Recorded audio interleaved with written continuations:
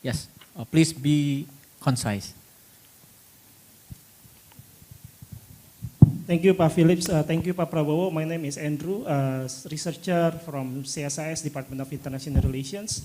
I really respect your policy on international friendship, and probably this is a question as a researcher. Sometimes you just want to go down into the assumptions, and I also am convinced by your assumptions that there would be some mutual assured destruction, which prompt many leaders to think rational.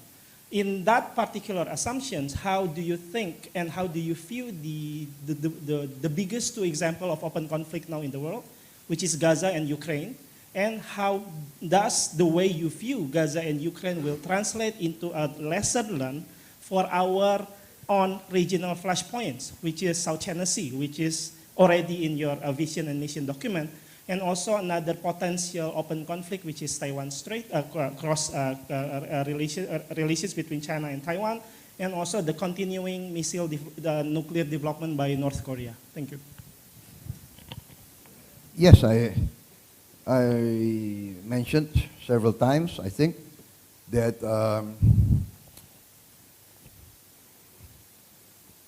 you mentioned the conflict in Ukraine and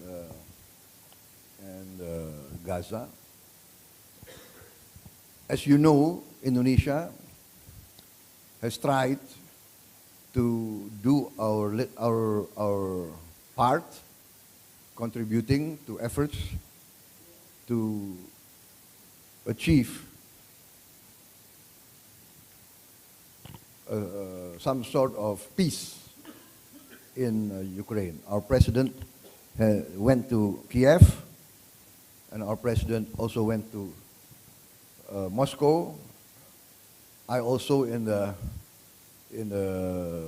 Shangri-La dialogue, I think was last year, I also put forward proposals for a ceasefire, negotiated settlement, United Nations involvement. So that is our contribution. In the Gaza problem, you see our president attended the summit in Riyadh, and our position is very clear. We, as I said, we urge immediately ceasefire, and we are of the opinion that there must be a political solution that will really solve the problem, and the political solution must end in a independent, viable state of Palestine. And lessons learned, I think that everybody knows, especially the leaders of these great superpowers, as I said, will know the risk of massive losses on all sides if there is open conflict. And I personally believe that rationality and self-interest will prevail. I think that is, again, my position. Indonesia, I'm convinced, is in the correct stance.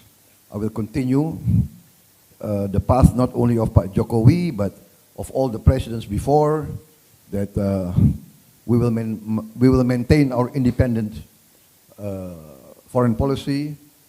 We will not be part of any military bloc. We will not be part of any geopolitical bloc. We need to have the best relations with all partners, all countries, especially our neighbors.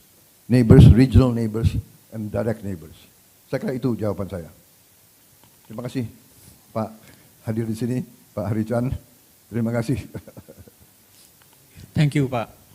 I think we've come to kind of the end of the time because Pak Prabowo, I think, must be very, very busy. Please give Pak Prabowo rounds of applause. Now. Jelajahi cara baru mendapatkan informasi. Download MetroTV Extend sekarang.